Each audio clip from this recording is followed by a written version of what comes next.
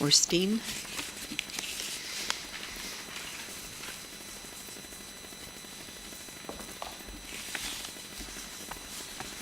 And you had asked for 6 minutes?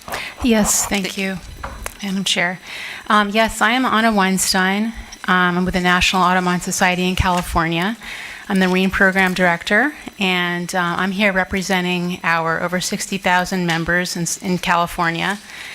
And I'm also here as someone who really enjoys our coast and ocean, whether it's going fishing with my pals or taking my kids out to look at tide pools. I'm someone who, as a citizen, appreciates all the work you do to protect our coast and ocean. And thank each and every one of you for your service to protecting our coast and ocean.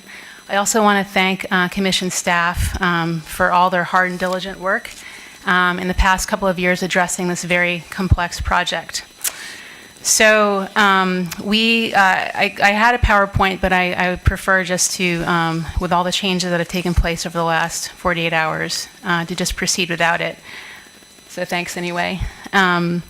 So I first want to call out the excellent findings section in the staff report. It does a really good job of laying out the incredible importance of this area for eelgrass, for herring, for water birds, for shorebirds. And it integrates all the voluminous and really exceptional comment that has come from agencies that had no obligation to comment on this project that weighed in anyway, dozens and dozens of people from the public, NGOs, and we support strongly Special Condition 3 and 17, removing Mad River Plot 2-3, East Bay 7-2, and Sand Island. This represents consolidation that's absolutely critical for migratory birds that my members are very passionate about and that you guys have a commitment to help protect. We appreciate the general move to consolidate. We support the performance criteria that have been laid out, at least on paper, for Brandon eelgrass. We have serious concerns, especially based on what we just heard from the proponents about how they will react to the results of monitoring studies on branch and eelgrass. We're also concerned that other really important species, commercially and recreational important species, other species in the bay, are not part of this monitoring framework. Those in particular are Pacific herring. So Humboldt Bay is actually the third most important place in California for Pacific herring. This is an essential food for for salmon and for many species of birds. And Pacific herring are actually declining. There's a new paper coming out showing Pacific herring are declining coastwide. So they're by no means stable. And the notion that they are definitely being, they may be being harmed by current operations and by expanded operations. There's no framework or reference points around Pacific herring.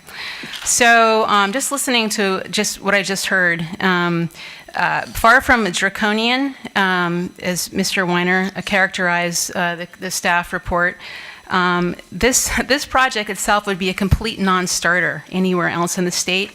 The only reason this project is before you right now is because the Fish and Game Commission lacks its usual authority, as it has in other parts of the state where aquaculture takes place, such as Tomales Bay.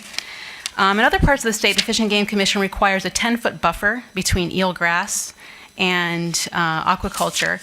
And there's a new proposal actually before the Fish and Game Commission now, and eelgrass is one of the first things being considered, and that buffer will be required.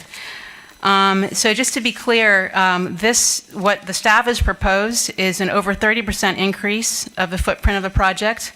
This represents 2 to 3% of all the eelgrass in the state of California. Eelgrass has been called out as critical in the staff report and in SB 1363, the eelgrass bill. Eelgrass is so important for our state. So this is actually a significant percentage of eelgrass in California. And regarding the change that was just made with increasing the acreage to 422 acres and adding the deal that was apparently made last night, I know that this commission is committed to transparency. And to approve this change that was made last night from pressure from this billion-dollar company, I'm stunned, and I hope you are too. And we would ask that this change is rejected. These new plots that were part of this deal that we just heard about from Mr. Teufel's report are actually in an area that's really important for it's the core area for herring spawning. It is extremely important for water birds and brant and shorebirds. It's a non-acceptable change, and as I said before, knowing that you're committed to transparency and public input and review, this is completely flagrant that this change would take place due to the pressure from this company. And I hope you've seen that going into business with this company, the adaptive management framework, we have really, really serious concerns. And in the addendum, we have concerns that the company is being actually sort of invited to challenge the performance criteria around black brant, which was reduced from 100 to 75% just over the last week. And so that gives us some really serious concerns about what you guys are committing the staff and yourselves to in interacting with this company in the future. It's really hard for the public to understand the complexity of this setup, and to, in the future, commit the commission and the public to trying to evaluate the problems doesn't seem acceptable. So to conclude, you're the gatekeeper here.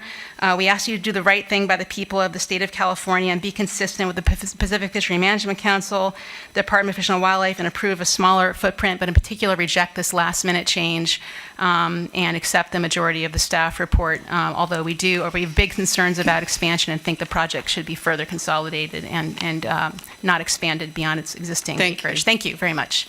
Mark Hanley. Good afternoon, Mrs. Chairman. You have Linda Hildebrand That's correct. ceding time to you or sharing time? Sharing time, yes, thank you. Okay. Yeah. So you want 6 minutes, 5 minutes? Yeah, we'll try to be faster than that if we can. All right, we'll give it Yeah, 5. great. My name is Ken Bates. I'm a resident of Indian Island. I've lived there since 1974. I'm a career commercial fisherman, and I've been fishing in the estuary of Humboldt Bay since 1974. I have dealt with mariculture debris for 40 years. And in the last 10 or 15 years, the amount of mariculture debris available in the marshes, in the water, on the bottom, the stuff that comes up in our nets has radically increased. I'd like to take a couple minutes and show you the stuff that came off of a 100-yard stretch of beach that we cleaned, my wife and I cleaned 4 months ago. One item that I'm going to show you did not come off that beach, but this would give you some idea of the kind of stuff that we're seeing coming from the Coast Project.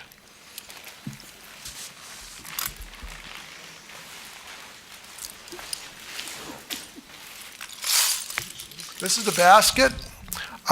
We've got right now 4 or 5 baskets in our yard. I've delivered probably 25 baskets to Fish and Game. They've got 70 or 75 baskets sitting in their yard there at the Fish and Game office. People find these on the beach. They find them in the ocean. They find them around the perimeter of the bay. And so this is the deal.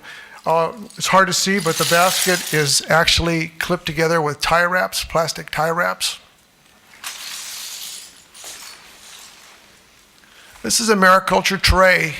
We would occasionally find these from Kuiper Mariculture on rare occasions. These are becoming more and more numerous. Coast uses these trays for grow out of seed and spat. Okay. The next thing I'm going to show you are Vexar bags. You can find Vexar bags all through the marsh. Vexar bags are what the Coast Seafood Company uses for holding their small oysters, and they use them they stack these on the mud flats to harden them up. It appears that from these bags that the ends are torn off, the oysters are dumped somewhere to be processed. You usually find these bags, they're tangled in eelgrass, they're tangled in all kinds of other materials, so to somebody that's just walking through the marsh, they may not realize what it is that they're looking at. The next thing, this is going to be hard to see. These are rolls of brand new Vexar bags, and this is in front of the Coast facility.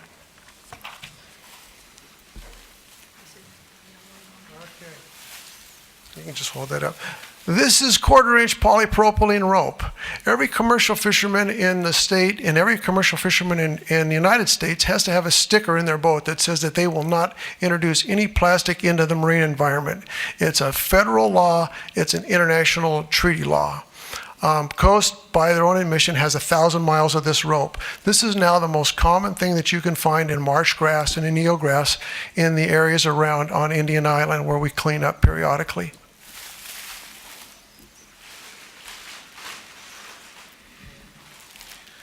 Now, these are segments of ABS pipe.